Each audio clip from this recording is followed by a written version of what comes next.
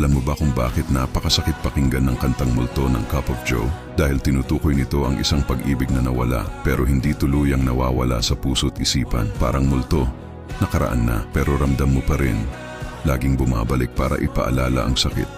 Sa bawat linya ng kanta, mararamdaman mo ang bigat ng pagkawala, ang hinanakit ng hindi natuloy na pagmamahalan, at ang alaala ng taong iniwan ka pero hindi mo pa rin kayang bitawan. Ang multo ay hindi lang basta kwento ng pagkasawi sa pag-ibig. Isa itong salamin ng realidad na minsan, kahit anong pilit nating kalimutan, may mga alaala talagang nananatili. At iyon ang pinakamabigat dahil kahit gusto mo nang makamove on, may multo ng nakaraan na paulit-ulit bumabalik. Kaya't sa bawat tugtog ng multo, para kang kinakausap ng iyong sariling damdamin. Nagpapaalala na minsan, ang pinakamamahal natin ay nagiging isang alaala na lang, isang multo na hindi na natin mahahawakan muli.